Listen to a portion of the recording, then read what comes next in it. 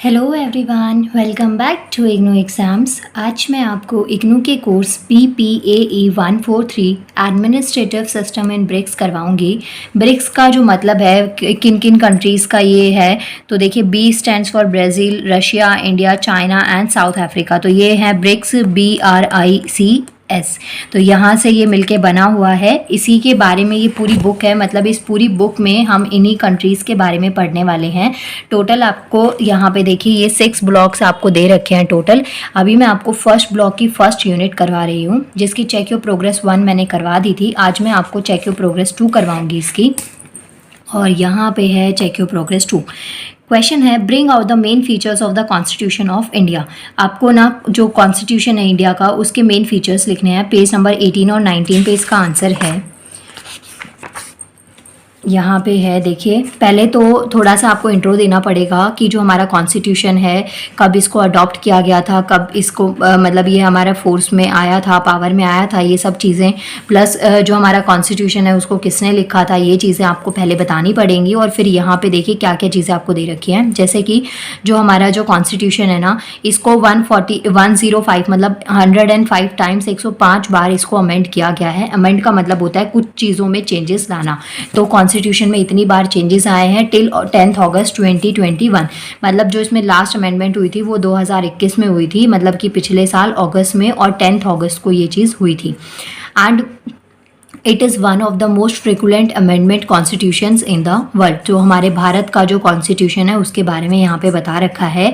ये एक लॉन्गेस्ट और मोस्ट डिटेल कॉन्स्टिट्यूशन है, मतलब कि बहुत ही बड़ा, और जिस सब चीज़ें इसमें डिटेल में हैं, जिसके अंदर 395 आर्टिकल्स हैं, 22 पार्ट्स में 8 स्केड्यूल्स हैं। To begin with the which on August, मतलब कि जो ये है ना, इसमें 8 स्केड्यूल्स और ये 28 पार्ट्स और 395 आर्टिकल्स, ये अगस्त तक का डेटा इसमें दे रखा है कि जो अमेंडमेंट हुआ था उसके बाद का ये है। हैज़ इंक्रीज टू, मतलब देखिए पहले इतने आर्टिकल्स थे, फिर उसके बाद में इसमें अमेंडमेंट हुई तो यहाँ पे 470 आर्टिकल्स हो गए हैं, 25 पार्ट्स हो गए हैं। जो 395 थे वो कितने हो गए, 470, और जो पार्ट्स हैं वो कितने हो गए, 25 हो गए, और स्केड्यूल जो है वो 12 स्केड्यूल्स हो गए हैं विद 5 अपेंडिक्स। अब इसके अलावा ये तो बेसिक चीज़ें आपको दे रखी थी, इसके अलावा कुछ फीचर्स हैं जो हमारा इंडियन कॉन्स्टिट्यूशन है उसके। पहला फीचर है Indian constitution federal system with unitary biases. Bias का मतलब होता है दो चीज़ें। देखिए, जो Indian constitution declares that India, that is Bharat shall be a union of states. जो हमारा कॉन्स्टिट्यूशन है उसने ये चीज़ डिक्लेयर करी है, उसके अकॉर्डिंग जो हमारा भारत है ना वो यूनियन ऑफ स्टेट्स है, मतलब कि जो बहुत सारी स्टेट्स हैं उनकी एक यूनियन है। यूनियन का मतलब होता है मिक्स करके कोई चीज़ बनाना। अब कैरेक्टरिस्टिक जो है ना इसमें क्या क्या आती हैं, जैसे कि सुप्रीमेसी ऑफ कॉन्स्टिट्यूशन है, डिवीजन ऑफ पावर है, जो पावर्स है ना, हमें जो डिफरेंट पावर्स मिली हुए हैं उनका यूनियन और स्टेट में किस तरीके से उसका डिवीजन होना चाहिए। और जो एग्जिस्टेंस है इंडिपेंडेंट जुडिशरी की, जो हमारी जुडिशरी है वो किसी के मतलब किसी के अंडर नहीं है, उसमें काफ़ी इंडिपेंडेंस है। जुडिशरी का मतलब होता है कि जो रूल्स और रेगुलेशंस को लॉ मेकिंग बॉडी होती है तो उसे हम जुडिशरी कहते हैं। अगर जो लॉ मेकिंग बॉडी है, मतलब कि कोई लॉ बना है और उसको ठीक से मतलब कि लागू नहीं किया गया, तो ये चीज़ें हमारी जुडिशरी इस पर वर्क करती है। इट मीन्स कि कोई लॉ अगर बना है तो उसका ठीक तरीके से पालन होना भी बहुत ज़रूरी है। तो इन पे नज़र रखने के लिए, इन चीज़ों को फॉलो करने के लिए हमारे पास डिफरेंट बॉडीज़ होती हैं। रिटन एंड डिटेल कॉन्स्टिट्यूशन है, ये आपको मैंने यहीं पे पॉइंट बता दिया कि जो हमारा इंडियन कॉन्स्टिट्यूशन है वो एक रिटन और डिटेल कॉन्स्टिट्यूशन है। The constitution is a wholly written document. और इसके अंदर आपके ये जो इसको टाइम लगा था, मतलब जो ये हमारा जो कॉन्स्टिट्यूशन है इसको बनने में कितना टाइम लगा था, एग्जैक्ट टाइम यहाँ पे दे रखा है, 2 years 11 months और 18 डेज़। इसको इतना टाइम लगा था कॉन्स्टिट्यूशन को लिखने के लिए। और आपको मुझे कमेंट करके ये बताना है जो हमारा इंडियन कॉन्स्टिट्यूशन है इसकी जो मेन कॉपी है वो कहाँ पे रखी गई है और कौन सी गैस में उसको रखा गया है उसकी प्रोटेक्शन के लिए। तो ये आपको आंसर मुझे कमेंट करना है। बाकी देखिए गाइस, ये जो बुक है ना आपकी एडमिनिस्ट्रेटिव वाली ये बुक, इसमें मेन बात ये है कि आपको ना हर चीज़ का एकदम हिंदी ट्रांसलेशन, या जैसे मैंने इंग्लिश को अभी तक पढ़ाया है इस अकॉर्डिंग मैं आपको नहीं पढ़ा पाऊंगी, क्योंकि इनमें कुछ वर्ड्स है इनको आपको ऐसे ही यूज़ करना पड़ेगा, इन टर्म्स को ऐसे ही लर्न करना पड़ेगा। तो इसमें एज सच अगर आप सोच रहे हैं कि हर चीज़ बहुत ईजी वे में आपको एक्सप्लेनेशन मिल जाए तो ये पॉसिबल नहीं है। सो इसमें आपको अपनी सेल्फ स्टडी बहुत ज़्यादा देनी पड़ेगी। तो जो क्वेश्चंस हैं उसमें पैटर्न में आपको बस चेक योर प्रोग्रेस से ये आइडिया लग जाएगा कि इस पैटर्न से क्वेश्चंस आ रहे हैं। बाकी ट्राई मैं करूँगी कि टाइम से सिलेबस कंप्लीट हो जाए और आपको एक्स्ट्रा क्वेश्चंस मैं प्रोवाइड कर दूँ इसके जो प्रीवियस ईयर के पेपर्स हैं। बट अगर नहीं भी होता तो आप प्लीज़ अपने साइड बाय साइड स्टडीज़ को कंटिन्यू रखें और पढ़ते रहिए जितना आप मैक्स टू मैक्स अभी इतने टाइम में कवर कर सकते हैं। इसके बाद में आता है self made and enacted constitution. Enacted का मतलब होता है अधिनियमित संविधान। Indian constitution is a constitution body made by the people of India acting through their duly elected and representative bodies. The constitution assembly which was organize in, जो constitution assembly है उसको 1946 में ऑर्गेनाइज किया गया था, जहाँ से ये बातचीत चली थी। 1950 में हमने इसको मतलब जो हमारा कॉन्स्टिट्यूशन है ये इफेक्ट में आया था और 26 जनवरी आपको सबको शायद पता भी होगा कि हम उसका सेलिब्रेशन क्यों करते हैं। तो ये चीज़ भी आपको मुझे कमेंट करनी है। तो यही चीज़ें इसमें रिलेट करती हैं। और इसके अलावा जो ये है जो इसका ऑब्जेक्टिव था रेजोल्यूशन का, मतलब हर चीज़ के लिए ना एक रेजोल्यूशन लेना पड़ता है। रेजोल्यूशन का मतलब होता है कि आप उसको पूरी श्रद्धा भक्ति से उसके रूल्स रेगुलेशंस को फॉलो करेंगे। तो ये जो पास हुआ था ये 13 दिसंबर 1946 में पास हुआ था। और जो प्रेम्बल बना था, प्रेम्बल का मतलब हमारी जो प्रस्तावना है कॉन्स्टिट्यूशन की, विच become preamble of the constitution on 22 जनवरी 1947। तो इसमें काफ़ी सारी आपको डेट्स दे रखी हैं। बेसिकली जो हमारे भारत के लोग हैं उनके लिए इस कॉन्स्टिट्यूशन का निर्माण बहुत ज़रूरी था। और जो हमारा कॉन्स्टिट्यूशन है इसमें बहुत सारी चीज़ें हमने बाकी की कंट्रीज से भी ले रखी हैं। ऐसा नहीं है कि सब कुछ आपका खुद का ही रिटर्न है, हमने अलग अलग चीज़ें अलग अलग कंट्रीज से ले रखी हैं। फंडामेंटल राइट्स में आते हैं। आपको पता होगा सबको कि हमारा थर्ड पार्ट है इसका कॉन्स्टिट्यूशन का, ये हमारे फंडामेंटल राइट्स की बात करता है, जिसमें फ्रीडम है, आपको आज़ादी है, इक्वेलिटी है, सब में बराबर है, लाइफ है, रिलीजन है, किसी भी धर्म को आप ले सकते हैं, उसका प्रचार प्रसार कर सकते हैं बिना किसी और को हार्म पहुंचाए। तो ये चीज़ें इसमें आपके कुछ फंडामेंटल राइट्स हैं। इसके बाद में जो इंडिया है वो एक रिपब्लिक है। The preamble declares India to be republic. India is not ruled by the monarch और नॉमिनेटेड हेड ऑफ स्टेट। तो इंडिया जो है वो रिपब्लिक है और इसके ऊपर मतलब कि किसी भी मोनार्की या फिर जो नॉमिनेटेड हेड होता है उसका कोई इतना रूल नहीं होगा। इसके अलावा यहाँ पे हमारे पास में हेड ऑफ स्टेट होता है, प्रेसिडेंट होता है, मतलब हमारी कंट्री का अपना खुद का जो हमारी कंट्री के लिए अच्छा सोचे और जो हमारी कंट्री में जितने भी डिसीजंस वगैरह लेने हैं तो उनके लिए हमारी अपनी गवर्नमेंट है। हु विल्स ओवर द, अब यहाँ पे आपको ना बता रखा है जो प्रेसिडेंट है उनका टेन्योर कितने ईयर्स का है, 5 ईयर्स का है। आपको कमेंट ये चीज़ भी करनी है कि जो हमारा कॉन्स्टिट्यूशन है इसके कौन से स्केड्यूल में प्रेसिडेंट की पावर की बात करी जाती है। इसके बाद में गाइस नेक्स्ट आता है फंडामेंटल ड्यूटीज़। और हमारी कुछ फंडामेंटल ड्यूटीज़ भी होती है। There can be no rights without duties, मतलब कि अगर आपकी फंडामेंटल ड्यूटीज़ नहीं है तो उसके बिना जो राइट्स है वो इनकम्प्लीट है। Original constitution had no provision for fundamental duties and therefore part 4 clause A of the constitution was inserted by the 42nd amendment of the constitution to lay down a code of duties for the citizens of country. अगर पूछा जाए जो fundamental duties हैं वो कौन से amendment के through इनको लाया गया था, तो वो 42nd अमेंडमेंट था। ये 1 डे एग्जाम के लिए आपके लिए इंपॉर्टेंट है और ये जो पॉइंट है ना इसको ध्यान से पढ़ना क्योंकि इससे आपका नेक्स्ट क्वेश्चन रिलेट करता है। Besides having other features like parliamentary form of government, हमारा जो कॉन्स्टिट्यूशन है पार्लियामेंट्री फॉर्म ऑफ गवर्नमेंट है, मिक्स और रिजिड है और फ्लेक्सिबिलिटी है। रिजिडिटी का मतलब होता है फिक्स होना कोई चीज़, और फ्लेक्सिबिलिटी भी है। उसके अलावा हमारी इंडिपेंडेंट जुडिशरी है, सिंगल सिटीजनशिप है और बाई कैमरल लेजिस्लेचर है और directive principle of the state policy है। तो ये हमारे इंडियन कॉन्स्टिट्यूशन को कुछ अलग चीज़ें प्रोवाइड की गई हैं जो कि चाइना के कॉन्स्टिट्यूशन में नहीं है। यहाँ पे आपका क्वेश्चन आएगा, इसका थर्ड क्वेश्चन इसी से रिलेटेड है, इसलिए मैं आपको कह रही हूँ इस पॉइंट को आप ही ध्यान में रख लेना, बाद में ये चीज़ काम में आएगी। ये हो गया आपके पास में first question, right out the main features of constitution of India. Page number 18 और 19 पे है, आपको लर्न करना है इस आंसर को। इसके बाद में गाइस सेकंड क्वेश्चन आता है, distinguish between the constitutional features of India and China. India और चाइना के जो कॉन्स्टिट्यूशनल फीचर्स हैं उनको डिस्कस करना है। पेज नंबर 18, 19 और 20 पे आपको इसका आंसर मिलेगा। तो यहाँ पे मैंने आपको इंडिया के फीचर्स बताई, ये आपने पूरे पढ़ लिए। इसके बाद में आता है चाइना के फीचर्स। इसका आंसर देने के दो तरीके हैं, या तो आप मतलब शॉर्ट में 3-4 पॉइंट्स में आंसर्स को लिख सकते हैं, मतलब कि कंपैरिजन के फॉर्म में, या फिर पहले कॉन्स्टिट्यूशन इंडिया का अच्छे से समझिए और उसको समझाइए, उसके बाद में चाइना के कुछ फीचर्स हैं उनको लीजिए, और फिर दोनों के जो कॉमन फीचर्स हैं उनके बारे में एक्सप्लेन कर देना है आपको। नाउ जो बेसिक फीचर्स हैं कॉन्स्टिट्यूशन में चाइना के, वो कौन कौन से हैं? जो हमारे इंडिया के जो कॉन्स्टिट्यूशन में जो फीचर्स हैं ना, उसमें कम फीचर्स हैं, चाइना के में बहुत ज़्यादा यहाँ पे दे रखे हैं। लेकिन मतलब हम इंडिया का ही अच्छा बताएंगे क्योंकि हमारी कंट्री है वो। लेकिन ऐसा नहीं है कि कहीं का कॉन्स्टिट्यूशन या कहीं के राइट्स ख़राब है। हर कंट्री का जो कॉन्स्टिट्यूशन है वो उनके अकॉर्डिंग है, उनके लोगों को ध्यान में रखते हुए इसको बनाया गया है। Constitution of people, Republic of China, जैसे रिपब्लिक हमारा इंडिया है वो, वैसे ही जो चाइना के लिए बोला जाता है republic of China is written in nature, ये भी रिटन है। It is a brief document. अब जो चाइना का जो कॉन्स्टिट्यूशन है ना, ये क्या है, ब्रीफ डॉक्यूमेंट है, और वहीं जो इंडिया का जो कॉन्स्टिट्यूशन है वो एक डिटेल एक्सप्लेनेशन है कंटेनिंग 138 आर्टिकल्स। देखिए चाइना का जो कॉन्स्टिट्यूशन है इसमें कितने आर्टिकल्स है, 138, और वहीं देखिए डिफरेंस देखिए आप, क्योंकि जो हमारा कॉन्स्टिट्यूशन है वो बड़ा है, लेंदी है, लेकिन भले ही पॉइंट्स यहाँ पे कम है लेकिन बड़ा है ये। 395 आर्टिकल्स हैं इसके अंदर। दो it is brief yet is lay down sufficient details in it. अब इसमें ये चीज़ बता रखी है, सॉरी, जो 138 आर्टिकल्स हैं उनको 4 चैप्टर्स में कॉम्प्रोमाइज़ कर दिया गया है। दो जो ये चाइना का कॉन्स्टिट्यूशन है ना, ये काफ़ी छोटा है, लेकिन इसमें जितनी सफिशिएंट डिटेल्स होनी चाहिए वो सब कुछ इसमें मेंशन है। इसके बाद में नेक्स्ट पॉइंट आता है फ्लेक्सिबल कॉन्स्टिट्यूशन। अब हमारा जो कॉन्स्टिट्यूशन है ना वो रिजिड भी है और फ्लेक्सिबल है, लेकिन चाइना का जो कॉन्स्टिट्यूशन है ये कैसा है, फ्लेक्सिबल कॉन्स्टिट्यूशन है। Article 64 of the constitution declares statutes and resolutions are adopted by the simple majority of the deputies National People Congress in comparison with other rigid constitution.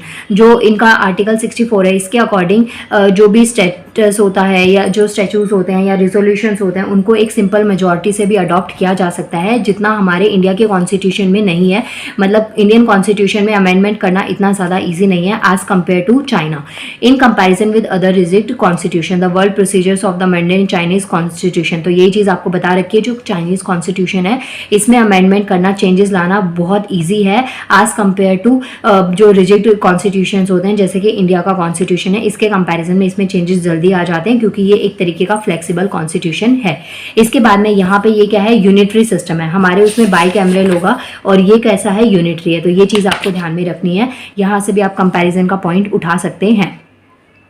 और उसके बाद में ये जो है ना, जैसे हमारे में जो पावर है, इंडियन कॉन्स्टिट्यूशन में जो पावर है ना वो सेंटर और स्टेट यूनियन में डिवाइड होती है। यहाँ पे जो प्रोवाइड होती है पावर, वो जो सेंट्रलाइजेशन ऑफ पावर है एट द सेंटर रहती है। और इसमें भी बहुत सारे ऐसे चेंजेस आ जाते हैं, ऐसा नहीं है कि इसमें नहीं हो सकता, लेकिन इसमें जो भी ऐसे पावर्स वगैरह हैं या जो ऐसे रूल्स बने हुए हैं इनको वापस लिया जा सकता है जब भी इनकी डिज़ायर हो, ज़रूरत हो। लेकिन इंडियन कॉन्स्टिट्यूशन में इतना जल्दी नहीं हो सकता। पीपल्स रिपब्लिक है यहाँ पे बता रखा है। इसके अलावा जो डेमोक्रेटिक सेंट्रलिज्म है, ये कुछ पॉइंट्स हैं आपको और भी दे रखे हैं। मतलब मैंने आपको 2 के बेसिस पे बता दिया है, आंसर पूरा आपको पढ़ने की जरूरत नहीं है। बट हाँ, अगर आपको चाइना का कॉन्स्टिट्यूशन जाना है तो आपको पूरा ये करना ही पड़ेगा। इसके अलावा इसमें कम्युनिस्ट पार्टी है जो चाइना की है, जैसे कि सोवियत रशिया। अभी देखिए जो रशिया है सोवियत यूनियन से ब्रेक होके, ये आपको बताया सोवियत यूनियन ब्रेक हुआ था। तो अच्छा आपको ईयर भी लिखना पड़ेगा कि कमेंट करिए कि कौन से ईयर में इसको ब्रेक हुआ था और कितने कितने पार्ट्स में। इसके अलावा ये क्या है, यूनिकैमरल लेजिस्लेचर है। हमारा जो इंडिया है उसका बाइकैमरल लेजिस्लेचर है। इसमें भी फंडामेंटल राइट्स और ड्यूटीज़ हैं। इसमें फंडामेंटल राइट्स जो है ना वो आर्टिकल 33 से 56 है, जो कि चैप्टर 2 में है। टोटल चैप्टर 4 है, जिसका सेकंड चैप्टर यहाँ पे फंडामेंटल राइट और ड्यूटीज़ की बात में करता है। अब इनके जो राइट्स हैं उनमें क्या क्या चीज़ें आती है, जैसे right to vote, freedom of religion, freedom of speech. यही ऑलमोस्ट इंडिया के जो राइट्स हैं उन्हीं से रिलेट हैं ये। फ्रीडम ऑफ स्पीच है, फ्रीडम ऑफ प्रेस है, फ्रीडम ऑफ असेंबली है, और ये सब चीज़ें आपको यहाँ पे दे रखी है फंडामेंटल राइट्स और ड्यूटीज़ में। इसके अलावा नो डिस्क्रिमिनेशन, एक्सप्लॉयटेशन, कोई भी डिस्क्रिमिनेशन नहीं होता, मतलब किसी टाइप का भेदभाव नहीं है, एक्सप्लॉयटेशन नहीं है, मतलब कि जो कोई भी इनको एक्सप्लॉइट नहीं कर सकता। एक्सप्लॉइट का मतलब जैसे होता है कि कैपिटलिस्ट जो होते हैं ना वो सोशल वर्कर्स को एक्सप्लॉइट करते हैं अपनी चीज़ों से, अपनी पावर के प्रेशर में। बट ये कॉन्स्टिट्यूशन में लिखा हुआ है, लेकिन ऐसा होता है थोड़ा बहुत ना, कंट्री में ये चीज़ें हो जाती है, जो चीज़ें पावर में होती है उसकी वजह से जो कॉमन मैन है वो थोड़ा बहुत एक्सप्लॉइट हो जाता है बाय द स्टेट और बाय द रूलर्स। तो ये चीज़ें बहुत कॉमन है, इसको आप ज़्यादा दिल पे मत लीजिएगा। बाकी यहाँ चेंज खैर ज़रूरी होता है, तो हो सकता है आप में से कोई कुछ बन के और इसमें कुछ नया चेंज कर दे। चाइना के में तो नहीं, बट हाँ इंडिया की जो सिचुएशन है उसमें थोड़ा बहुत, बट काफ़ी हद तक काफ़ी अच्छा कुछ हो रहा है अभी। बाकी भी आगे अच्छा रहे, बस लोग जो हमारे नेचुरल रिसोर्सेज हैं इन पे थोड़ा ध्यान देना स्टार्ट कर दे तो हमारा जो भारत देश है वो काफ़ी टाइम तक बच सकता है। इसके बाद में गाइस थर्ड क्वेश्चन आता है, describe the constitutional history of South Africa. जो साउथ अफ्रीका है ना, इसकी आपको कॉन्स्टिट्यूशनल हिस्ट्री बतानी है। देखिए जो ब्रिक्स है ना, BRICS, तो यहाँ पे जो S है ना साउथ अफ्रीका, इसको लास्ट में ऐड किया गया है और इसकी अब आपको कॉन्स्टिट्यूशनल हिस्ट्री बतानी है साउथ अफ्रीका की। फर्स्ट देखिए, south Africa constitutional history and development can be divided into 3 की फेजेस। अब जो कॉन्स्टिट्यूशनल हिस्ट्री है ना साउथ अफ्रीका की, इसको 3 पार्ट्स में डिवाइड किया गया है। एक जो टाइम पीरियड है वो 99 से 1910 का, फिर 1910 से 1990 का, और फिर लास्ट का जो टाइम है जो अभी तक प्रेजेंट में चल रहा है। ये 3 फेजेस में इसको डिवाइड किया गया है। फर्स्ट है साउथ अफ्रीका एक्ट ऑफ 99, जो टाइम पीरियड स्टार्ट हुआ, फेज 1 की बात यहाँ पे करी गई है।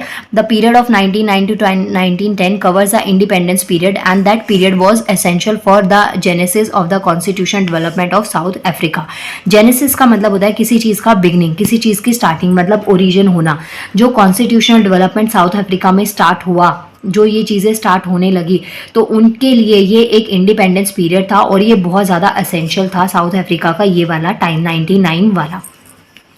Establishing an independent union of South Africa, इस टाइम में क्या चीज़ हुई थी, जो इंडिपेंडेंट यूनियन थी साउथ अफ्रीका की उसको स्टैब्लिश किया गया था, comprising the territories of Cape colonies, Orange Free States और नेटल, और ये सब चीज़ें यहाँ पे हुई थी। In reality this was the South Africa's independence constitution. तो मतलब बार बार एक चीज़ बता रखी है कि ये इंडिपेंडेंस पीरियड था और ये जो टाइम था वो इंडिपेंडेंस कॉन्स्टिट्यूशन था साउथ अफ्रीका का। इसके बाद में नेक्स्ट जो टाइम आता है वो आता है कॉन्स्टिट्यूशन ऑफ 1961। 1961 जो है ये आपके सेकंड फेज की बात है। देखिए 1910 पे फर्स्ट फेज खत्म हो जाता है, सेकंड फेज यहाँ से है 1910 से 1990 तक, तो इसी के बीच में आता है आपके पास में 61, तो ये सेकंड फेज की यहाँ पे बात करी गई है। Union of South Africa created by the south Africa act of 99 instead of a republic south Africa was established. मतलब कि जब तक Republic of South Africa establish नहीं हुआ था तब तक इस एक्ट के थ्रू साउथ अफ्रीका को क्रिएट किया गया था। यहाँ पे कुछ जो रेफरेंसेस पॉइंट थे, गवर्नर जनरल थे उनको रेफरेंस दी गई, किंग क्वीन और क्राउन इनके लिए, तो ये साउथ अफ्रीका में 1961 में हुआ था। ये वाला जो पोर्शन है ना ये बहुत ज़्यादा इंपॉर्टेंट है। ये भी सेकंड फेज की बात है 1983 की, क्योंकि सेकंड फेज 1990 तक था, यहाँ पे 83 है, तो ये बहुत इंपॉर्टेंट पॉइंट है। यहाँ पे काफ़ी इंपॉर्टेंट चीज़ें आपको लिखी हुई है, जैसे कि series of legislative reform resulted in enacted of a new constitution and reconfiguration of state institutions and power, जो कि स्टेट की और इंस्टीट्यूशंस की जो पावर थी, फैसिलिटीज थी, उनको रिकॉन्फिगरेट किया गया, उनमें चेंजेस लेके आए गए। These reforms were implemented through the constitution of the Republic of South Africa act of 1983। तो किस एक्ट के अकॉर्डिंग इसमें ये चेंजेस आए थे, 1983 के according. It provide for an executive authority that was shared amongst the executive president elected for 5 years term. जो 5 years of term है इलेक्टेड प्रेसिडेंट का, वो चीज़ें आपको इसी टाइम पे देखने को मिली थी इस एक्ट के थ्रू। कौन सा एक्ट था, 1983, साउथ अफ्रीका एक्ट 1983। इसके बाद में गाइस नेक्स्ट टॉपिक आता है इसी में, मतलब ये 1983 तक यहाँ पे आपका सेकंड फेज पूरा कंप्लीट हो गया। अब आता है थर्ड फेज जो अभी टिल यहाँ तक जो कॉन्टिन्यूशन में है, कॉन्स्टिट्यूशन डेवलपमेंट इन 1990। अब इसको आप 2 फेज में बांट सकते हैं। एक तो ये हो गया कि मानिए कि ये सेकंड फेज का एंड था और थर्ड फेज की स्टार्टिंग थी, ये भी बोल सकते हैं, या फिर इसको थर्ड फेज में भी आप काउंट कर सकते हैं। In 1990, mounting international and domestic pressure and growing evidence and realization among the white political class that the apartheid system, देखिए ये जो पॉइंट है ना, ये जो पैराग्राफ है ये इंपॉर्टेंट है क्योंकि इसमें बात करी गई है, जैसे आपने देखा होगा अमेरिका में भी ये चीज़ सुनी थी कि जो आपके पास में जो गोरे लोग होते हैं ना, हम ये चीज़ में है कि जो जिनका फेयर कॉम्प्लेक्शन होता है उनको हम ज़्यादा अच्छा मानते हैं, उनको ज़्यादा मतलब पॉसिबिलिटीज़ होती हैं, उनको ज़्यादा चांसेस दिए जाते हैं। तो ये चीज़ भी यहाँ पे थी, जो वाइट पॉलिटिकल क्लास थी उनका क्लासेस में मतलब रेस के बेसिस पे ना यहाँ पे काफ़ी डिस्क्रिमिनेशन देखने को मिला था। और जो फोर्स थी, एनपी का मतलब हो गया जो नेशनल या फिर नेशनल पार्टीज। देखिए जो नेशनल है ये हमारा कॉमन वर्ड है और जो नेशनल पार्टी है ना ये साउथ अफ्रीका के उसमें आप बोल सकते हैं इसको, तो ये चीज़ें आ गई थी। इसके अलावा जो नेल्सन मंडेला था, उनको नेल्सन मंडेला का आपको सबको शायद पता होगा कि इनका जो कॉम्प्लेक्शन था काफ़ी डार्क था और ये इस चीज़ के लिए काफ़ी लड़े थे ऐसे लोगों के लिए, और इनको इस चीज़ के लिए आफ्टर 27 ईयर्स इन प्रिजन तो इन्होंने 27 साल अपनी ज़िंदगी के जेल में दे दिए थे। देखिए नाम कमाने के लिए ना बहुत फूकना पड़ता है, बहुत मेहनत करनी पड़ती है, एकदम डायमंड समझ लीजिए खुद को कि जितना जलाएंगे, जितना शार्प करेंगे उतना चमकेंगे। तो ये चीज़ यहाँ से आपको देखने को मिलेगी। इसके बाद में जैसे कि हमारे बहुत सारे ऐसे फ्रीडम फाइटर्स थे जिन्होंने बहुत अपनी लाइफ पूरी दे दी थी ऑलमोस्ट, तो यही चीज़ें यहाँ पे आपको बता रखी हैं कि इन्होंने भी काफ़ी स्ट्रगल किया था। इसके अलावा यहाँ पे आपको और वायलेंस वगैरह ये सब चीज़ों का बता रखा है, लेकिन यहाँ के इसके ना 2 रीजंस मैंने शॉर्ट में यहाँ पे दे दिए हैं। फर्स्ट जो रीज़न था वो ये रीज़न था कि जो फर्स्ट था ना वो रेस था, रेस मतलब कलर कॉम्प्लेक्शन। सेकेंड जो था वो फियर था।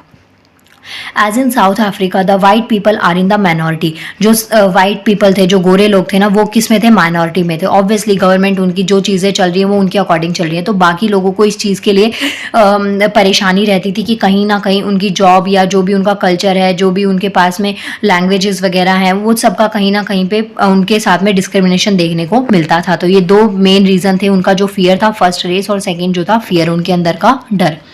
अब यहाँ पे आगे क्या चीज़ बता रखा है? एनपी और ANC and the other political organization. देखिए ये जो एएनसी है ना, ये क्या है? अफ्रीकन नेशनल कांग्रेस है। एंड अदर पॉलिटिकल ऑर्गेनाइजेशन, जो ये जो ऑर्गेनाइजेशन थी, मतलब यहाँ पे वायलेंस वगैरह होता था, बहुत इंटेंस वायलेंस था, पॉलिटिकल वायलेंस था। उसके बाद में ये जो पार्टीज थी ना, ये एंगेज थी किस चीज़ के अंदर? Negotiation under the umbrella of convection for the democratic south Africa. अब यहाँ पे देखिए ये चीज़ें आपको देखने को मिली थी, बातचीत वगैरह हुई थी इनकी। तो यहाँ पे ये कोड सा आपको बता रखा है। तो कन्वेंशन का मतलब होता है एक लार्ज मीटिंग या ऐसे लोगों को, मतलब कि पॉलिटिकल पावर्स में जो भी लोग होते हैं, पॉलिटिकल पार्टी के, जो लार्ज स्केल पे बुला के उनको बातचीत करना। तो यहाँ पे यही सब चीज़ें आपको दे रखी हैं। इसके बाद में आता है कॉन्स्टिट्यूशन ऑफ 1996।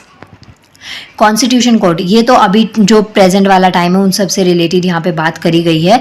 तो ये चीज़ें आपको यहाँ पे बता रखे। It has a provision to protect the right of people of the country and rated as one of the progressive document. इस कॉन्स्टिट्यूशन में जो अमेंडमेंट हुई 1996 में, इसके अकॉर्डिंग ये जो एक्ट था वो 108 एक्ट था। अब इसमें अकॉर्डिंग क्या था? ये जो है ना लोगों के राइट्स हैं और जो कंट्री है, लोगों मतलब लोगों को प्रोटेक्ट करने की राइट्स वगैरह, इन सब के लिए ये बहुत ही प्रोग्रेसिव डॉक्यूमेंट था। ह्यूमंस की डिग्निटी, अचीवमेंट्स ऑफ इक्वलिटी की, मतलब बराबरता होनी चाहिए। वाइट और ये जो रेस के बेसिस पे जो डिवीजन था, डिस्क्रिमिनेशन था, ये चीज़ें बंद होनी चाहिए। इसके अलावा जो एडवोकेसी है ह्यूमन राइट्स की और जो फ्रीडम है लोगों का, इन सब चीज़ों के ऊपर वर्क यहाँ पे किया गया था। The constitution has amended 17 times through amendment act. जो ये साउथ अफ्रीका का जो कॉन्स्टिट्यूशन है, इसको 17 टाइम्स अमेंड किया गया था, जो भी जितने भी अमेंडमेंट एक्ट्स थे उनके अकॉर्डिंग। सो गाइस, ये आपका चेक योर प्रोग्रेस 2 कंप्लीट हो गया है और इसकी पूरी यूनिट मैंने कंप्लीट करवा दी है। यूनिट 1 कंप्लीट हो गई है। इसके बाद में हम नेक्स्ट क्लास में यूनिट 2 करेंगे, ब्रिक्स लेजिस्लेचर। नाउ मिलते हैं नेक्स्ट वीडियो में। Thank you so much.